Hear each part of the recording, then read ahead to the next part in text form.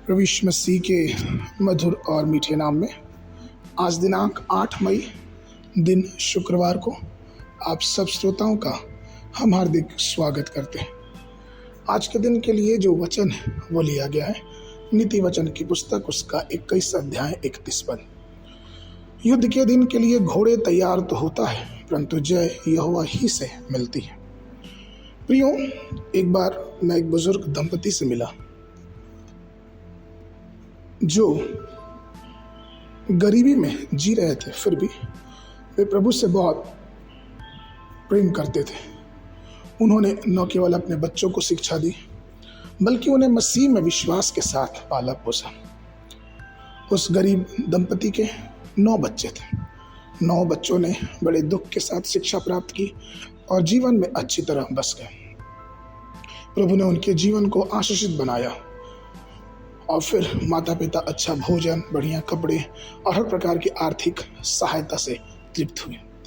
लेकिन फिर वहीं पे समाज में हम कई ऐसे परिवार को देखते हैं जिनके पास सारी चीज़ें भरी और पूरी रहती हैं, लेकिन फिर भी उनके बच्चे सफल नहीं हो पाते, या फिर यूँ कहें कि वो श्रेष्ठता से बहुत दूर रहते हैं। और उसका कारण बाइबल सिर्फ एक बात बताती है और वो ये है कि प्रभु का भय मानना बुद्धि का मूल है। अर्थात मनुष्य अपने जीवन में अगर ईश्वर का भय ना माने तो उसका जीवन में कोई आयस नहीं है। इसलिए सुलेमान कहता है कि युद्ध के दिन के लिए घोड़े तैयार किए जाते हैं परंतु विजय प्रभु की ओर से मिलती है। प्रियो, ये सच है कि हम जब तक प्रभु के भय को अपने जीवन में नहीं उतारें, अर्थात जब तक हम प्रभु पर विश्वास ना करें, प्रभु की बातों को ना माने, प्रभु के वचनों पर ध्यान न दें, तब तक हमारा जीवन की प्राथमिकता हमेशा ही विफल रहेगी। इसलिए वचन कहता है मत्ती 6:33 में कि पहले परमेश्वर के राज और धर्म की खोज करो तो सब वस्तुएं मिल जाएंगी। परमेश्वर का वादा है कि वो हमारे आगे आगे चलता है और हमारे बाधाओं को हटाता है और हमारे लिए नए नए मार्ग खोलता है। लेकिन ये कब होता है? जब हम उसकी आवाज़ सुनते हैं और उसके बताए हुए मार्ग पर चलते हैं।